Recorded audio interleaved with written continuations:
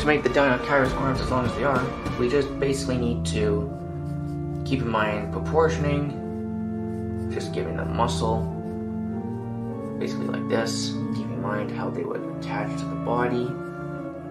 So yeah, nothing to it. Again, just takes a lot of practice. But on to the next one. So back at the hands again.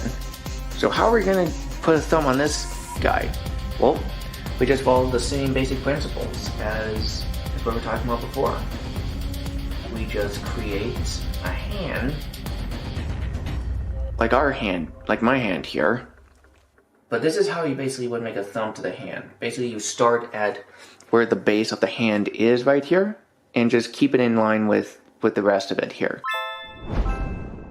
So how do we draw raptor dinosaur arms onto our large theropod? It's pretty simple actually. What you do is that we start with a large ellipse right here. And then we do something like this. The upper arm is going to be much longer than those of a T-Rex because of the reaching ability that dromaeosaurs require. So we need to keep that in mind. Also, we have to have an elbow here. We have a bowling ball sort of pin for the forearm. And then this will be where the hand and the wrist will go. And we'll just put this shovel shape there for the hand for this moment. This is the Inferna Echidna, the spiniest of all stegosauruses. And honestly, look at this poor fella. Do we need to say more? Having spikes and spines are generally a good thing, but having too many of these will reduce mobility, speed, and increase energy use. Definitely survive. We'll keep a close watch because it definitely won't have the easiest time in life.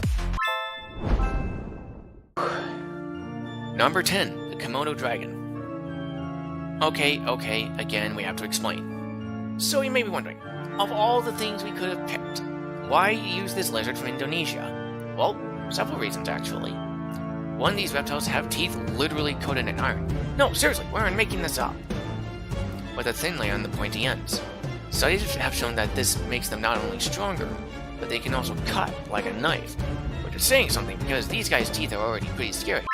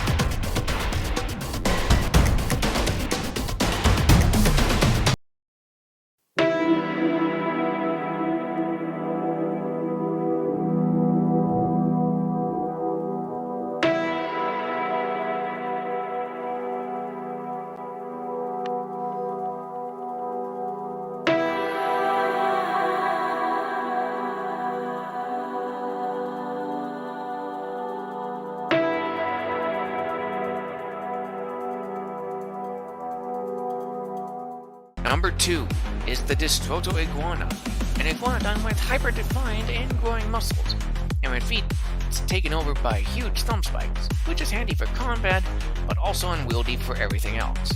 The tail is designed deliberately to be larger than it should be. While iguanodons were known to have thick tails designed for endurance and stamina, we could see this being a problem. Okay, so if you look at the back here, what pangolin armor really is, it's just having like really thick, flat, almost broken nacho chip kind of shape. That's sort of the best thing I could come up with. So basically I just do like a flat triangular shape here, and I just sort of overlay them on top of each other. And we're just going to do it on top of it here.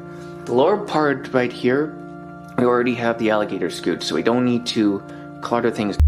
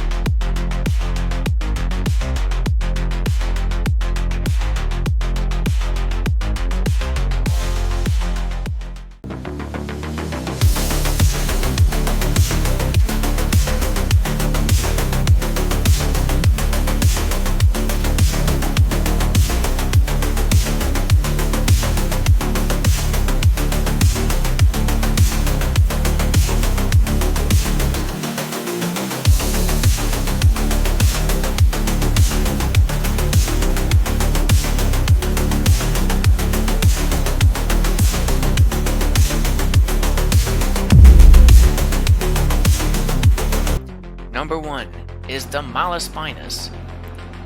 Measuring at 56 feet long, 24 feet tall, and weighing at 23 tons. This mutant has a strange fluke tail not unlike those seen on mosasaurs, but also like those seen on crocodiles with some tail deformities.